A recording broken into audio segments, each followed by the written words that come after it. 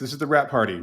This is a space we want to hold about once every 2 weeks, probably twice a month. And we want to talk about everything retouching and everything retouching related. Maybe we'll talk about kitties too. I don't know.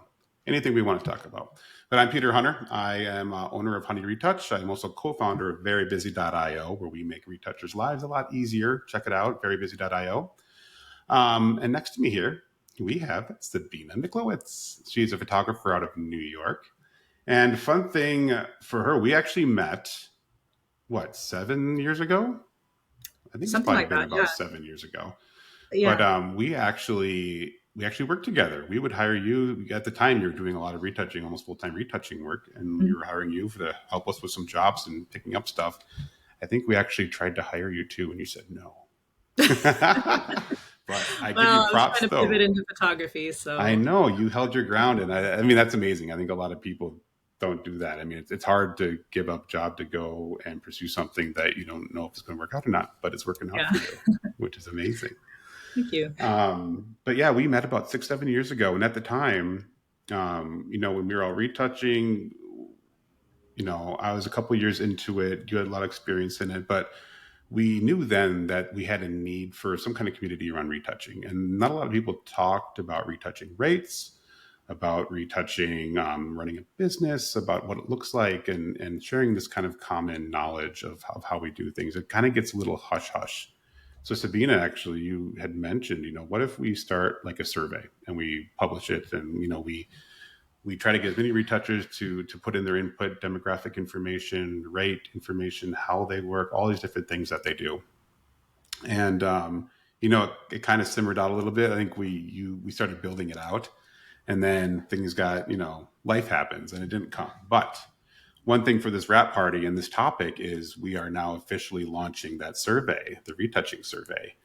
And in the LinkedIn live stream, I think Jeremy's going to put in a link to the actual survey. You can find it on our socials as well too. We've been tweeting or Instagramming and stuff about it. So the survey's live. We've already had people filling it out. We've already had quite a few replies already, which is really exciting. So our goal is to get all this wonderful information. What kind of stuff did we have in there, Sabina? Everything from demographics to what people are charging, what kind of retouching work, Mhm. location, all this kind of awesome information that we're going to compile into an easy to read format. We're going to publish it so we can all see, what are rates, what kind of work and what kind of rates are related, who's working on what, where, what kind of, all this kind of good stuff that'll come together. Lots of information that we'll have to parse through. But we're really looking forward to it, and it ties very well into our topic today and the recent blog post that I posted about, retouching rates and estimating. So I'd love to dive in. We had a lot of great questions brought in from people from the socials that were getting ready for this. But I think overall, aside from the survey and what we think the survey is going to provide kind of our industry and what we're excited to hear about others people's approaches to estimating and just working with retouchers working with photographers, working with clients. And I think there's also this overarching kind of the inequalities that happen within our industry too, whether it be race, gender, any of these things that we know can be common. And we're hoping we can parse some of that data out with the survey. But what for Sabina, for you, what were the most important things for you for getting this information, trying to get this and figure out? Yeah. Well, this survey first kind of came about, as you mentioned, back when Emily and I first met in like 2018. And at the time, I was at a job. I knew I was being underpaid, but I didn't know by how much. I found it really difficult to find information on that online because, there are these sites like Glassdoor or like even LinkedIn has some statistics on that, but they don't seem to me to be very accurate. Yeah, So I was sort of getting bits of information here and there from people that I knew. And it seemed to me like there was a lot about my industry that was sort of gate kept, whether intentionally or not. And it just seemed like, especially for like a new person in the industry, it would be such a good thing to have like a resource where you can see what people are charging compared to how many totally. years they have in the industry, what kinds of work they do, whether it's fashion or like architecture, or there's so many genres of work.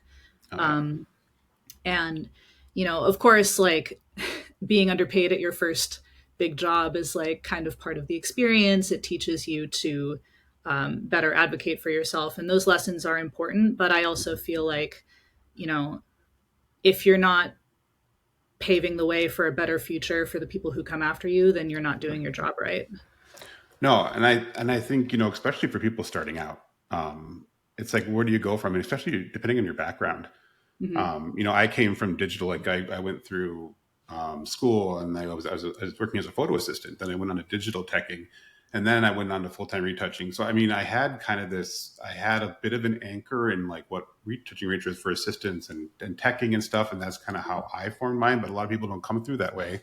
Mm-hmm. And it's hard to understand if you don't have other retouchers around you, or somebody that's willing to share with you, hey, this is how I estimate, this is how I do. I remember starting out, and it was pretty close knit, and actually I had producers and stuff I was working with kind of tell me what others were charging, and that's was another nice gauge that I had. Mm-hmm. But not having the readily available information, and even, I mean, we've been around for a long time, and I still have uncertainties at times over like sometimes we get jobs and sometimes we're totally off, but like we're just not aligned on what the Yeah. expectations were for what their budgets were. Mm-hmm. And even by location too, like I know we're primarily talking about US stuff here, but abroad too, like in Europe and stuff like that, how things can change. Mm-hmm. I think one interesting thing is I'm based in Minneapolis, and Target is a huge client here. Mm-hmm. And when I was teching, a lot of techs also retouch, and that's kind of how I made that teching to retouching kind of Mm-hmm. path. But you get paid the tech rate, but you're doing a lot of retouching and you're teching. You're kind of doing like these two jobs at once. Mm-hmm. And depending on the job, if it's a really slow job, whatever. But some of these jobs were very busy and high volume stuff, and it's like Yeah. it's hard to do both jobs well. Uh-huh. Um, and that was a big thing of why I wanted to focus on retouching more so than doing teching and retouching. But, based in our market, there was like this kind of formation around teching is retouching, retouching is teching. And that's how a lot of producers thought of it. And it affected Interesting. pricing. But Uh-huh. then, we talk with other people around, like in New York, and I mean, either the coats, and, it's what's more specialized. Like if you're going to have an on-set retoucher, it's going to be an on-set retoucher, not a tech Mm-hmm. retoucher. Yeah. But I think that might be changing. I haven't teched and been in that field for a while, but it'd be great to hear from techs what's going on in that Yeah. field. Definitely. um, but in terms of, I think you're in a unique position because you came from, working in as a retoucher. And then you made that decision where you wanted to shoot your goal is to become a photographer, which you are. You built that up now. But now you are also managing post-production at the company you're working at Mm-hmm. a fashion brand there in New York. Mm-hmm. I mean, how did that change your perception in terms of going from trying to figure out what you would actually charge for retouching, moving into the more photographer role, and now you're actually kind of hiring out for like retouchers and stuff like that? Mm-hmm. Well, I actually started as a photographer, and retouching was something that I learned sort of because I had to. I Yeah. never necessarily saw it as a career path, but it seemed like there were a lot more full time jobs in retouching than there were in photography, and I Mhm. thought that to me, retouching and photography are like two sides of the same coin, and I kind of expected that my industry would treat it that way and was surprised to find out that it doesn't, that it really treats those as separate jobs. Typically, photographers do not get to retouch their own work, which is something that I consider myself to be so fortunate on because I did manage to kind of hybridize my role where I work, and I am able to do both now, which means that I do get That's to retouch nice. my own Yeah. photography. And the control freak in me loves that. Yeah. Right. I bet it Loves being does. able to see a project through from beginning to end. I love that. Um, but yeah, managing the retouching portion of it, I still do retouching on like editorial campaign stuff, the more kind of high level stuff. Yeah. But ecom at this point, my role is more managerial. So we have vendors that we work with, and I send them retouching notes. I choose the selects, I do the cropping, but like they do the actual retouching on those images. Right. Yeah. So, and ecom retouching is like, it's the kind of thing that's sort of, it's it's less creative to me because it's, you know, it's a model on Yeah. white. So It's kind of repetitive. You can give overall notes, and yeah. it seems to be the first thing that gets kind of pushed out and outsourced Hmm. at companies when they're Hmm. going. I mean, it's hard to keep up and manage that all in house, anyways. I bet, Yeah. Yeah, especially at there's larger like hundreds companies. of images every week. So yes.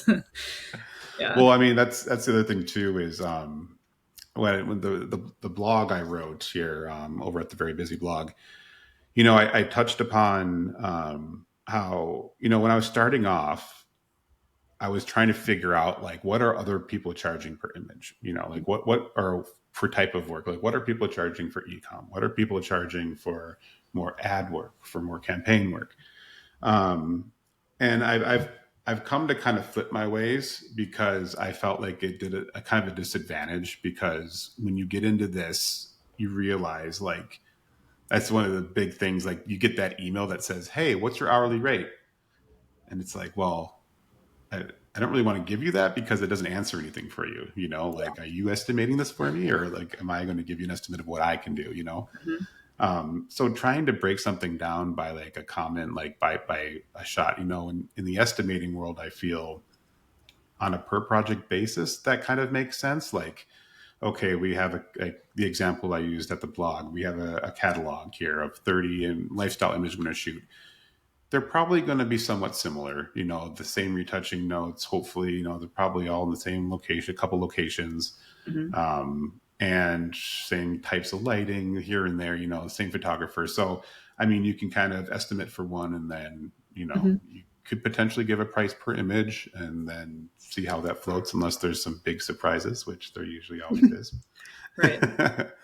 But I've landed on thinking about like what when I'm working, looking at my life and how I'm living and having a family and all my expenses. What do I want to bring in to support myself and to live a comfortable life that I am happy with.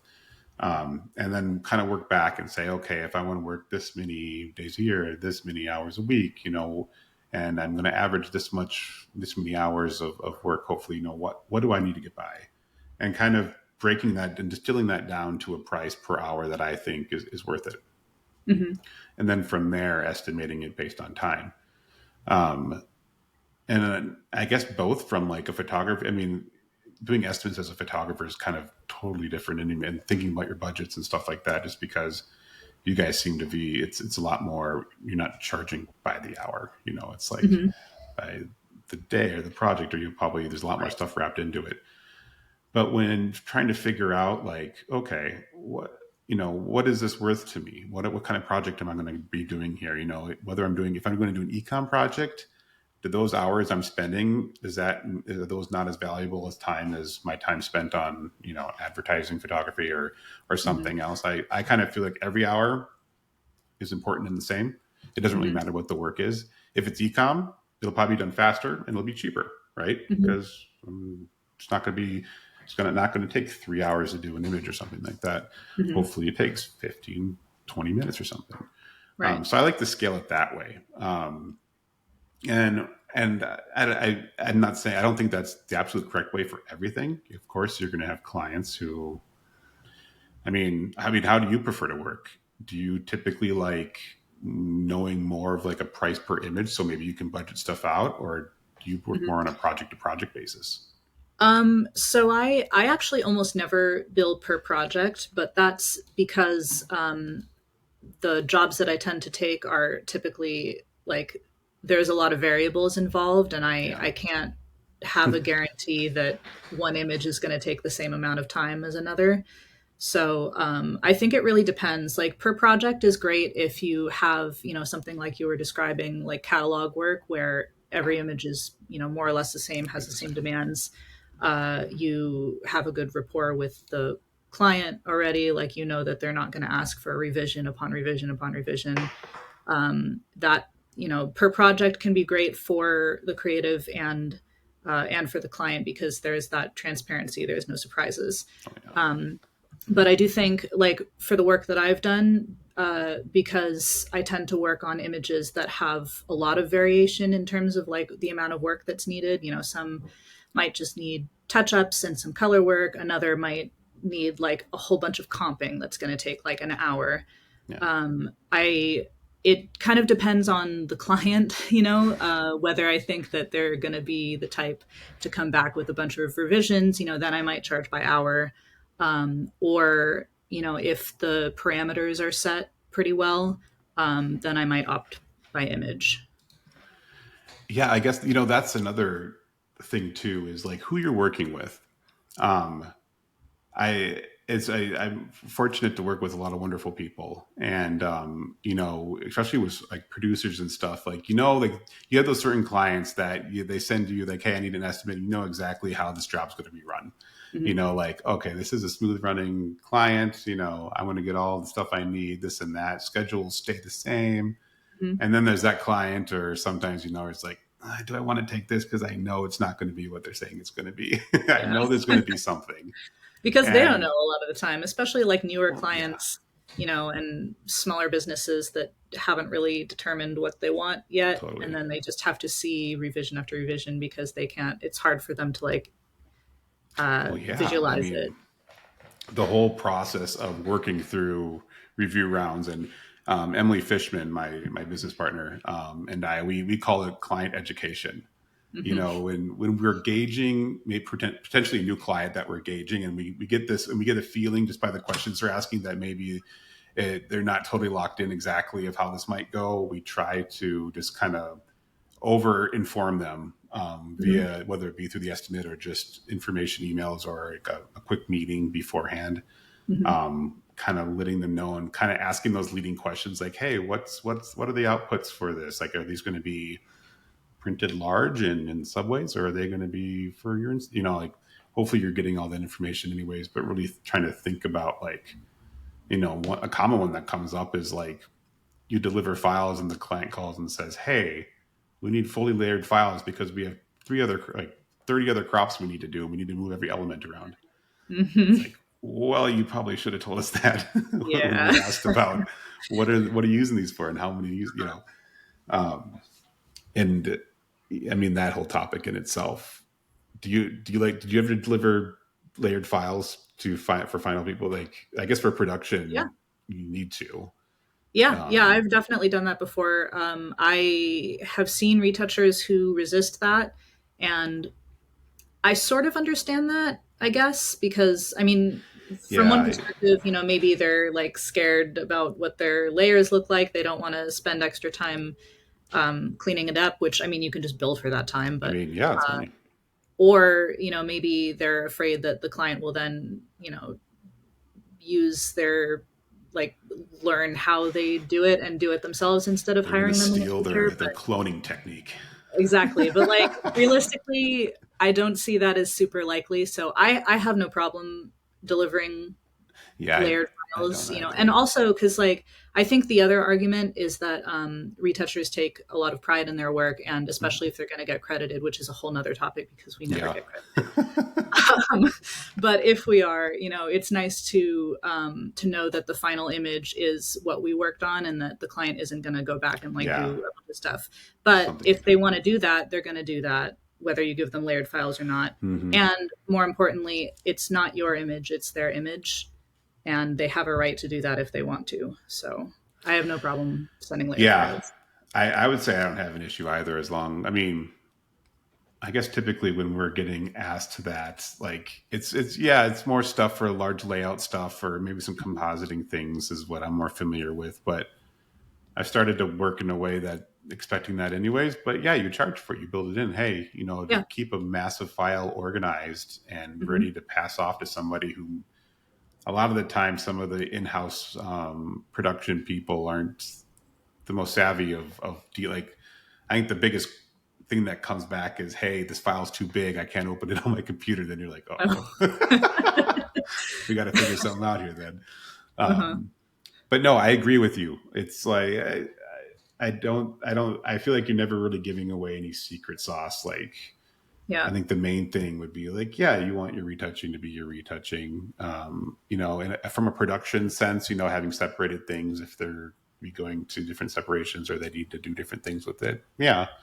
And I typically, if it's a large project, we'll look at taking a percentage of like the full project value just in terms of time, Hmm. like 5 or 10%. If we need to deliver fully layered everything production files for a full project. For smaller stuff, you could just kind of estimate, hey, this is going to take me 20 minutes to clean, organize each file at the end and make sure everything's nice and organized so nothing gets messed around with if it Hmm. gets moved. But, aside from, I kind of want to step back when you were talking about getting credit for images and this whole thing, because when you think about rates, you think about earning money as a photographer Hmm. versus retoucher. Photographers, they are creating these images, but the usage is a huge part of how they earn their take. Hmm. Of how you earn your take. And with retouchers, and I bring this up because in the last 2 years, I've had on compositing work, I've had through agencies. We do use they've asked me to do usage agreements Hmm. for ownership of work, which I thought was pretty cool. Huh. Yeah. When trying to negotiate a price on that stuff, it was very hard. It's more Yeah. so just defining that, hey, you're giving us the rights to use this for this, and this and that. So it's like not there yet, but there's an acknowledgement, and I think that gets more into the compositing and like if you're looking at CGI and kind of building these things from scratch, Hmm. it's interesting. And then the whole topic on AI now is like it's hard to even keep up with over ownership, copyright. You're referencing other people's images to create your own images. Um, I what are your thoughts on AI these days? Do Before I go into my we have thing, another hour? I know, right? I I have a mean, lot of thoughts on you could talk about AI in terms of creativity. You can talk about it in terms of production and workflow. You can talk about it. I mean, there's all kinds of ways. I think this is going to heavily affect our industry. I'm still in the AI. Oh yeah, boathouse it right already now that, is. yeah, it already is. It's been around for almost a decade, but it's in the last couple of years is when it's exploding. Like ChatGPT, once that hit, and now Firefly and Adobe stuff, like Mm-hmm. it's all integrated into the actual tools we're working with now. Yeah, I'm still in the boat that they're tools to help us. They're not going to replace us just yet. I like your Don't. optimism. Yeah. I mean, I'm talking about like the next 2 weeks. Right? Not just Yeah. kidding. I don't think. I mean, right? Because right now, and this is actually, I want to dive into a quick question that somebody had submitted was talking about AI. What are you using for AI features within Photoshop, workflows, and stuff like that? One thing workflow wise, and I like to tuck this in because when working on retouching projects and kind of even going back to the ecom stuff, and actually I'd be interested to hear what you guys do for your outputs for ecom. For our ecom clients, they have some very specific outputs they want for web and all, like from the website to their to the partners and some of Amazon, all this kinds of stuff. So they have like we need some need to be square, some need to be 5x4. We need 90 pixels here. This, all this kind of stuff. So I've before I would like manually build scripts to do all this, like Mm-hmm. with Photoshop and everything, to run these through to with the layers, and it would take forever. And then once Chat GPT hit, I would literally it cut my time down in building these scripts, these automation scripts, by like 90%. It was Hmm. amazing. Even Mm-hmm. before that, we were hiring people, um, uh, with we were hiring developers just to make these little droplets and little applets for us to do these things. And Mm-hmm. now, literally, like I go into ChatGPT and I can give it just some plain text of what I want to do with what programs, and it'll give me this rough output. I'll still tweak here and there, but oh my gosh, it speeds the process up so much. And when it comes to processing out files and batching these things out, when you have 30 final files, but you're delivering like 300 some files with all the different variations and crops and Mm-hmm. everything, shadows on, shadows off, all these kinds of things. Mm-hmm. Um, that's why I'm on the side of like right now it's a tool for us. It can help Mm-hmm. us work. I know you're on the we talked a little bit about this before, and you're on the other side of it's coming. We got to Well, watch our backs. I'm on both sides. I mean, certainly it is a useful tool right now, and the advancements that have been made in Photoshop just, I mean, I can accomplish tasks so much more quickly than even just a year ago. Like Yeah, selecting, even just that alone, and the algorithms that they've built in to help with that are just phenomenal. Um, yeah, I think I worry about like the future of creating in general, and where that's headed. I think that, although actually, I have some optimism about it when you sort of zoom out, like in the future, because right now AI is new and shiny and hmm, exciting, and also has the benefit of potentially saving companies a lot of money if they want to use AI instead of hiring creative. right, So jobs have already been taken by AI, and that's scary. But there is already sort of, um, people are unhappy with that, and there are yeah, movements visually, everything from interior design to like logos and design. Like there is sort of a resurgence of like handmade aesthetic, and people want genuine art, human made art. Um, whether capitalism will allow for that or not remains to be seen. But I think that the mood is, uh, that we need to get back to human made things. yeah. And I mean, you can kind of mirror it against like film and digital, and kind of these peaks we have within technology and just aesthetic within our industry. Um, I mean, even I agree. Like once AI is gonna it hits hard, and even there's like a look to AI images. Hmm. Like, and it's I getting mean, better. they'll The fix more that. the more They'll detail fix is that. getting more refined, and it's getting farther away. Yeah. But some of the larger companies and corporations that got caught using AI in their advertising, or like Wacom, I think was the last big one. Wacom Mm-hmm. used Yep. AI for like it's like Shame. Wacom, use an Shame. artist. So I Shame and mean, shame. there is that perception around it, and I think Yeah. it's part of the artists and the creative communities that are standing up, saying, "Hey, yeah, cool AI, but what a like it Mm-hmm. can't." I think a lot of the fear is that clients will settle Mm-hmm. because it's easier and cheaper, but not Mm-hmm. necessarily better. And in the Yeah. end, human made would be a premium or something. Um, but yeah, it's going to be hard to see exactly where it's going, and I am excited about it. Um, I mean, even within Photoshop right now, once it's gone, once the commercial version came out with their Firefly, Mm-hmm. their that AI fill, it's kind of like a clone brush on crack, like, Yeah. and for fixing flyaway hairs is like Mm-hmm. a different experience now. Mm-hmm. And it's you still got to play with it. You still need your hand touch to it and refine it. Mm-hmm. It's Yes. just For faster. now. For Yeah. now, it's faster. Mm-hmm. Um, I do think that, the positive side to this is that I do think there we will always need, like, I don't know, I don't know if I would call it tastemakers or what, but I feel like you still need someone to tell the robots what to do. yeah, you know um, I, so the I, same skill set that is required for manual retouching, I think, still applies to AI. It's just faster and easier, so I do see yeah. both sides. I'm curious. What do you think about retouchers coming in the game right now? They're stepping in. They're getting to know the programs. Do you think they're at a disadvantage having AI at their fingertips? Like, it's in a way, I feel like a lot of how I worked from hours of painstakingly retrying things to look like I need them to look. Hmm. And if with a click of a button I can get it pretty close, is that at a disadvantage when trying to learn? I Hmm. don't know. That's a good question.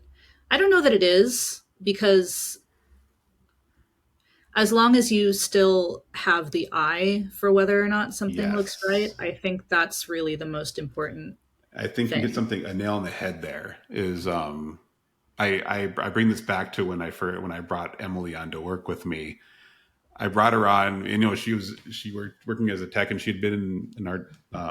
She'd been in the field and working with photography and as a photo editor and all these things. And but coming into the teching and some of the retouching I was doing, I was trying to show her the ropes. But the main thing I liked was she knew what looked good, Hmm. and I think it's a hard thing to teach.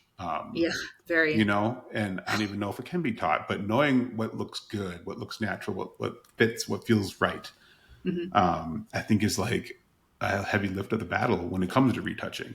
Totally. My other side of that is attention to detail. Yes. I think attention to detail is something that falls to the wayside too much, and not to the retoucher's skill, though it could be that. But I think a lot of times it's just rushing Hmm. and getting caught up in things. I could bring that back to AI too, with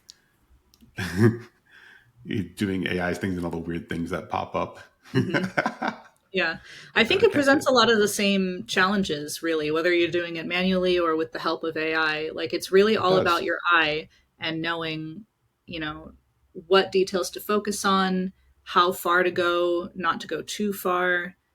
Hmm. Because I see, especially beauty retouching all the time, Oh, where yeah. it's people sort of refer to it as like airbrushing, but sort of, those actions that you can use that are supposed to smooth the skin in a click. Like you Yeah. just maybe we'll have that someday, but like right now it doesn't work that way. If you Mm-mm. really want to retouch skin properly, you have to put in the time to do it properly. Yep. And I see portfolios all the time with that kind of like it looks like they just smoothed over the face entirely and then Oh, like I added know. grain. Ugh.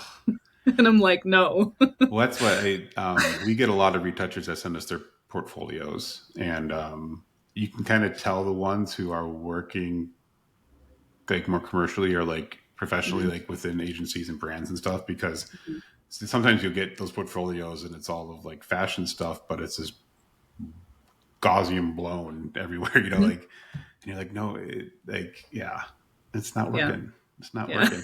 I mean, It's not this day and age, all the beauty stuff we like, there's a prominent push, like, not to do too much, especially Mhm. in beauty, because they can't alter, like if you're selling eyeliner or something for or like lipstick and stuff, you can't change it too much. It has to be representative of the real product. Um, Yeah, and thank God for that. Honestly, oh, that's thank God. Yeah. yeah. There's some great There companies already out isn't there that are enough. really, yeah, leaving things as is and real. And I think it's wonderful. Hmm. Yeah, there The, already isn't enough honesty in advertising. So any bit that we can oh, get. yeah. And to that side too, even with this natural look, I mean, there's still like a lot of work can still go into the post-production side, because some of that stuff we do, we're still, if there's going to be like a color treatment or backgrounds is a huge thing for us now. Like, I need all these models on transparency. And you know what? We shot all these blonde models on a white background, but we need them separated. Like, it's like, oh my God. Okay. Yeah. It's part of like the client education part of it. Like, Yeah. let us know ahead of time if you need something on transparency, and we'll Hmm. tell you. I'll tell you how the best way to shoot it. Yeah. But no, I think that's a great point, and I like this overarching kind of looking at it as you still need that eye. You still need to know what looks good. Hmm. And in retouching, that's what it comes down to, I think, and hopefully that's what people come to you for. Hmm. Um, I think a lot of people, I think, a lot of times people can come to you for retouching. Emily and I, on our practice, we're kind of a bit of a jack of all trades. We'll do beauty, compositing. We've done a lot of food. We kind of bounce around and we have experience in a lot of different things. Hmm. Whereas there's some retouchers who have been more focused and like they really only do beauty or they're really Hmm. only doing food. Um, I'm not sure if what's better or worse. I think there's benefits to both.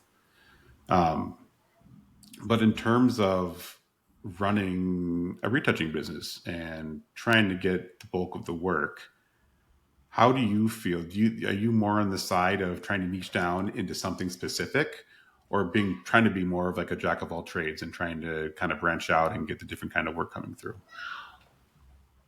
Um, I mean, I think having seen the work that you and Emily do through Honey, like I think this is one of those creative pursuits where you don't have to be only good at one category of work. I mean, you guys do it all and you're equally good at all of the categories. So, I only Thank you. really focus on fashion and beauty because that's what interests me. Yeah.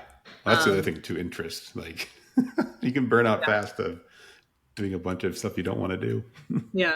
No, I mean, I think the skills apply to, I mean, there's really only like a few specialty things. Like, I think cars are very much their own thing. I see Jewelry that. is Yeah. very much its own thing just because there's like so much comping involved and there's Hmm. like very specific treatments when it comes to it's just very specific. I'm not in Yeah. that world, so I don't really know what to say about that. All I know is that like my experience in beauty and fashion probably wouldn't translate so well to those things. Hmm. But I think for the most part, whether it's fashion, food, basic products that aren't cars, Yeah. a lot of it is like you can use those skills in a lot of different places. Yeah. I love the. I always get hammered for this. Like I don't use a Wacom. I use a mouse for everything. You're Um, kidding. I've always been like I never just did the Wacom, and people.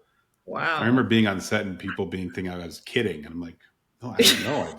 I have more control with the mouse. Oh my god, I could never go back. But talking about like how work between the different types of like retouching, like a lot of the approaches and techniques are all very similar. Like whether it's kind of like using high frequency or secret frequency separation, Mhm. or how you just do basic cleanup to how you like to mask. You know, you might have the tool set to do everything, but yeah, it comes down to what do you enjoy doing. Mhm. Being heavy in the weeds on a project that you're miserable doing and it doesn't interest you at all is a life Mhm. suck. Yeah. And sometimes you're sitting there like it's not worth the money, you know. Yeah. Um, and I think part of I want to tie this kind of back into the pricing and estimating part of things. When clients are coming to you, offering you jobs like, hey, I want you to estimate this, I want you to estimate this, really sitting back and honestly saying, hey, am I a good fit for this project? Um, I think a lot of times comes around where you'll take anything because you just want to get work. Mhm. And then you end up putting yourself in this position where if it's a project that you're not necessarily going to be good at, um, and you don't know if you have the skill set for or the bandwidth for, Mhm. you start it gets stressful, it gets crunched, you may not deliver a good result, Mhm. you may not leave a good impression on that client in particular, and they might not come back, Right. and it might not be worth it at all. And I think a lot of the times when we're in those kind of modes is when you start really thinking about, hey, what am I actually doing here? Why did I take this on? Well, why am Mhm. I charging so little for this? Because if you underestimated it or something. Mhm. And I think a lot of times that comes into play with your client relations. So, being honest about the kind of work you want to take in, about what you're accessible, what you have the bandwidth for, what you actually can produce, leaving the tension behind because it's, you don't want to be, as a photographer, as a retoucher, you don't want to be working in a stressed out environment on a stressed out set. Mhm. But we know when things do get stressful, which I think in post production, I always say shit rolls downhill in post production because everything they forgot to do lands on the retoucher. Yep. And one big one is I think is not only that rolls downhill, but client delays. This Mhm. is a question that came up a couple times from the audience was, how do you deal with delays in a project and delays because of client? Mhm. You have estimated it, you have scheduled this, you've worked your schedule around this to fit it within here. Then all of a sudden they're like, hey, we need it sooner, we need it later. We need, how do you go about accounting for this? Now, in your work setting now, are you setting most timelines? Are you kind of like the wrangler of that, or are there kind of like wins at B that kind of throw you for a little trill around in terms of scheduling?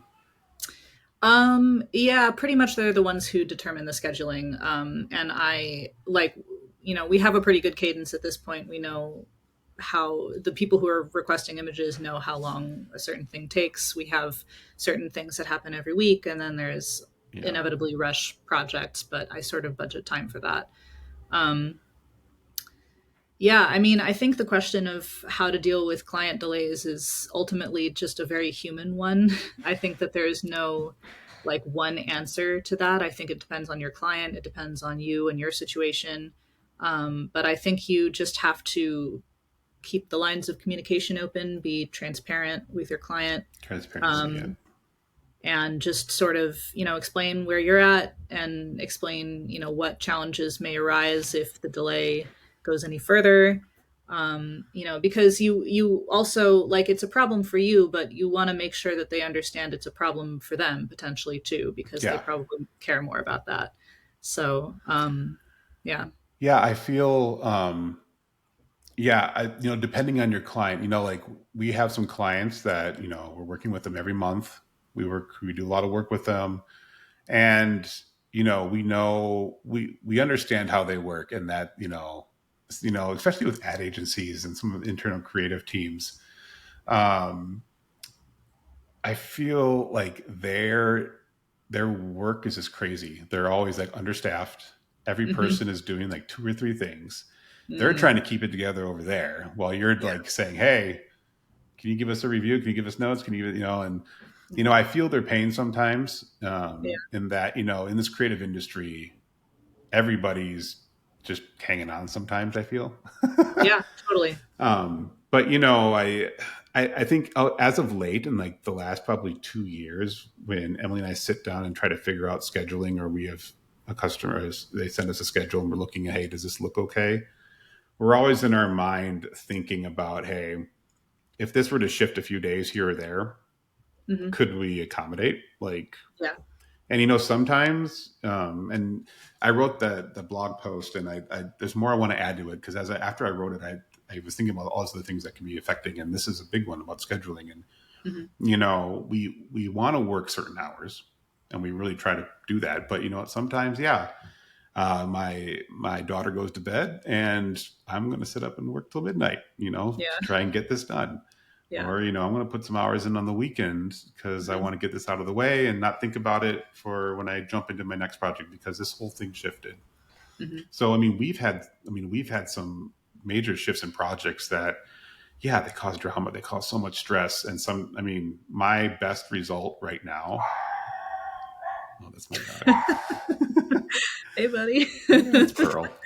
My best result right now is, I guess I go two ways. I look at the situation, if it's a big thing that's out of, like, had nothing to do with us, or if it's the client just not paying attention or not doing what they need to do. Hmm. I do feel obligated to kind of push back and say, hey, you know if we're going to go past this deadline or past these dates, we're not scheduled to work on this then, so we're going to have to move some things around. Hmm. And I want the client to know that, hey, this is going to cause some issues for us, but we're going to try and work it out. I think one Hmm. that helps you look good to the client. It helps build a good relationship, knowing that you can be flexible with them.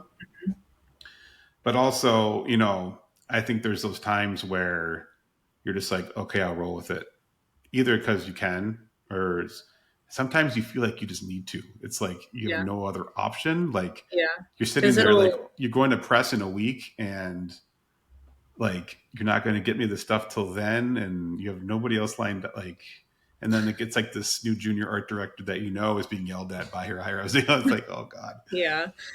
So sometimes you're just like, okay. But at the same time, it's like, I think that all comes back to when you're negotiating, when you're thinking about that price in your head, Hmm. always have that little bird saying, hey, as insurance, what is it worth to you if things get switched up? And at the time, if schedule shifts or you need to work OT, like after hours on the weekends, I think being upfront and transparent, like you said, is very important, and as soon as you can. Hmm. It's always hard to come in, not mention anything, and I mean, I we've been in projects where it's going so fast that I just forget to, like, talk with the producer again saying, hey, yeah, I said we could do that, but it's going to be this much more. And Hmm. so at the end of it saying, okay, and they're like, oh, then you got to figure it out after everything instead of them having the option to say yes or no. Right. Yeah. Yeah. No, So that's super important. If you think you're going to go over budget, like you have to stay bring on that up top with of your it. client before you cross that threshold. Yeah. And with estimates, I try to be as explicit as I can in them. When you can reference the blog post, and I give a pretty detailed kind of what I include in it. Hmm. But that's kind of like your fallback sheet. Like if specs change or the client is slowly broadening the scope of the work, you can be like, hey, this is what that price was for. Hmm. We added a couple assets, we added a couple more complicated notes that will take a significantly amount more time. Here's an updated estimate, and trying Hmm. to do that as soon as possible. Hmm. I also talk about always trying to work a little buffer in estimates when submitting them, because Hmm. I think more times than not, projects are always changing, and Right. they're always changing more so that it's going to be more work than less work. Oh, yeah. Yeah. And so I mean, when I first started budgeting in kind of that buffer, I felt weird about it. But at the same time, we use it. I mean, it's used so much, and it's Hmm. so nice to not have to go back to the client and say, hey, for those extra few changes, it's going to be this much more. I could just say, Hmm. hey, we can absorb it because I estimated it for it. I don't have to bug the client. They don't especially if you're working with like an ad agency or somebody, like they don't then have to go back to their client Hmm. to get a budget approval, or their higher ups at the agency to designate something. But but yeah, I think having some of that, I think not only for scheduling, but also for your peace of mind of knowing that you could cover minor changes here and there, budget wise. Scheduling is another thing. In the mindset, if you're totally booked up, it's going to be hard to have projects pushed. You may Right. have to bring on some other retouches to help you out, Hmm. or pass off a project maybe. Hmm. But yeah, we're getting towards the end of our time here, so I want to keep going through and see. I know we got some questions coming in here from some people. Send this in. Okay. Ooh, here's a good one. We talked about scope creep. What are your favorite tactics for preventing clients from, or opening up the scope within a project and trying to get more squeeze? Hmm. I mean, that's one of those situations where if you have a feeling that your client might be that type, then it's great to charge by hour, because then you can always say, I can Yeah. do it, but it's going to cost more. And Yes. if they say yes, then great, you're making more money.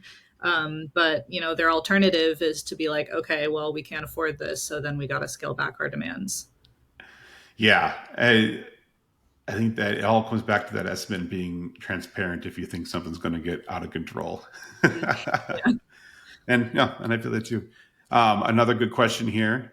Ooh, I like this one. How do you consider the health of the retouching industry today versus 10 years ago? How about the next 10? Health in terms of.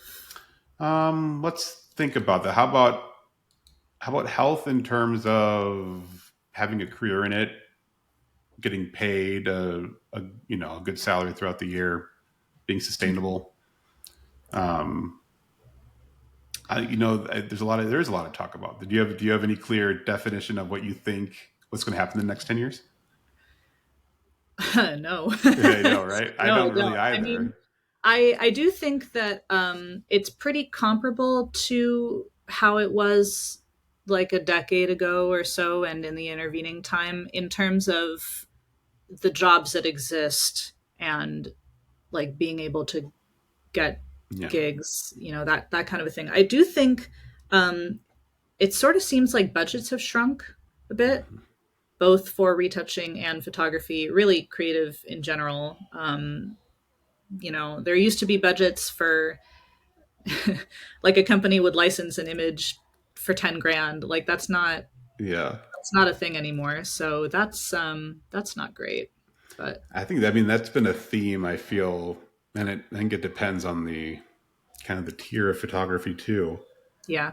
But yeah, I've you know, the whole introduction of like e-com and social media and stuff in the last decade. Oh, social media. Yeah, Oh, I mean boy. that kind of. Yeah. I mean, so remember social media came out and they're like, "Hey, it's just for phone," and now all of a Hmm. sudden, like, I mean, you're doing just as much work on those social ads as you're going to Yep. be that you do on packaging or ads or Yep. anything else. You It's know? art directed, it's styled, it's Yeah. basically a campaign at this point. And sometimes they even use it as campaign too. They just call it social when they pitch it to you. Oh, So I yeah. know. Yeah, exactly. It's like at the end, they're like, "Okay, packaging needs to sign off on this." I'm like, what? Like, what?